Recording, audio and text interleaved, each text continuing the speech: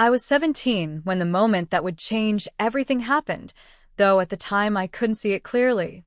My life had been ordinary in so many ways. School, basketball practice, homework, dinners at home with my parents. It was the rhythm I had known for years.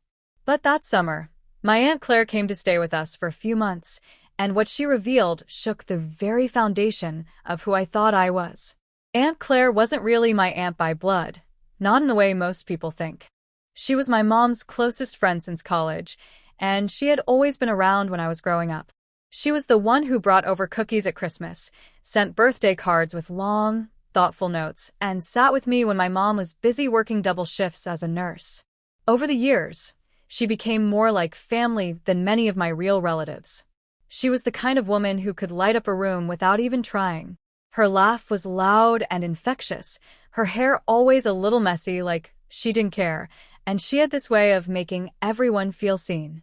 She was in her early 40s now, single, with a job in publishing that often took her across the country. That summer, she said she needed a break from city life, so she asked if she could stay with us. My parents welcomed her, of course, and I didn't think much of it. But soon I realized that her being around would stir up questions I hadn't dared to ask before. One afternoon, I came home early from practice. The house was quiet except for the sound of someone moving around in the kitchen. When I walked in, I found Aunt Claire sitting at the table with a stack of old photo albums. She was crying softly, her hand covering her mouth as though she hadn't meant to let the tears escape. "Aunt Claire?" I asked carefully, setting my bag down. She looked up quickly and tried to smile, wiping her eyes with the back of her hand. "Oh, hey, Luke. Didn't hear you come in." I frowned and sat across from her. "Are you okay?" Yeah, I'm fine," she said quickly, flipping the album shut. "Just, memories can get heavy sometimes." But something about the way she said it didn't convince me. I had never seen her cry before, not once. She was always the strong one, the funny one, the person who held everyone else up. "What kind of memories?" I pressed. She sighed, staring at the closed album. For a long moment, I thought she wouldn't answer. Then she said softly, "Ones I've kept to myself for a long time. Maybe too long." I leaned forward, my curiosity burning. "Like what?" She looked at me with this expression, half pain, half tenderness, and whispered, "One's about you." My stomach dropped. I didn't know what she meant. "About me?" I searched her face, trying to understand, but before I could ask, my mom came in through the back door with groceries, and the moment was gone. That night, I couldn't sleep. Her words kept echoing in my mind. What could she possibly mean, memories about me? I thought about all the times she'd been around when I was little. All the birthdays, the school plays, the time she babysat me. But none of it explained why she'd cry over old pictures. The next day, I decided to confront her. She was out in the backyard with a book, sipping iced tea, when I sat down beside her. "You said yesterday you had memories about me." I began nervously. "What did you mean?" Her eyes flicked to mine, then away. For a long time, she didn't answer. I thought she might dismiss me again, but instead she set her book down and folded her hands in her lap. "Luke, there's something I need to tell you," she said slowly. "Something I should have told you years ago, but I was too afraid. I didn't want to hurt anyone. But maybe it's time you know." My heart pounded. "Know what?" She took a shaky breath. "I'm not just your mom's best friend. I'm your biological aunt. Your mom's sister." I blinked, my brain struggling to process her words. "Wait, what? That's not possible. Mom doesn't have a sister."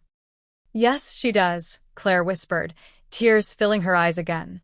"She had me. But when we were younger, something happened between us and I left. Your mom, she was angry for years. I thought staying away was best. But I couldn't stay gone forever." The world tilted under me. I shook my head, trying to piece together the puzzle. "So, you're saying you're my real aunt?" "Yes." Her voice cracked. "And there's more. I wasn't just gone because of a fight. I left because of choices I made that changed everything for your mom. Choices that shaped the life you've had." I stared at her, my chest tightening. "What choices?" Her lips trembled, and for the first time, I saw the weight of the years she had carried. The choice to give up my son. The words slammed into me like a blow. My mouth went dry. You had a son? She nodded, her tears spilling freely now. Yes. A baby boy. When I was younger, I couldn't take care of him. Your mom was there for me and she helped me through it. But in the end, I made the hardest decision of my life. I gave him up for adoption. And the reason I cry when I look at these photos is because sometimes when I see you, I see him. I couldn't breathe. My chest ached with confusion, empathy, and disbelief. My aunt, my secret aunt, was carrying grief I had never even imagined. I didn't know what to say, so I just sat there with her, the summer heat pressing down, cicadas humming in the trees. Finally, I whispered, "Why didn't you ever tell me? Or Mom?" She wiped her eyes, shaking her head. "Because I thought it would only bring pain. Your mom was so angry at me for leaving, for keeping secrets. We lost years together because of it. And you were innocent. I didn't want you to grow up with all that weight." I swallowed hard, my throat tight. "But don't you think I deserve to know? I mean, this is huge, Aunt Claire." She nodded slowly. "I know. And I'm sorry. Truly. That's why I'm here now. I want to make things right. I want to be honest, even if it hurts." That summer became a season of revelations. My mom eventually confirmed everything. She admitted that she and Claire had been estranged for years, that she hadn't wanted me to know about the past. But once the truth was out, it couldn't be ignored. We spent long nights talking, me, my mom, and Aunt Claire.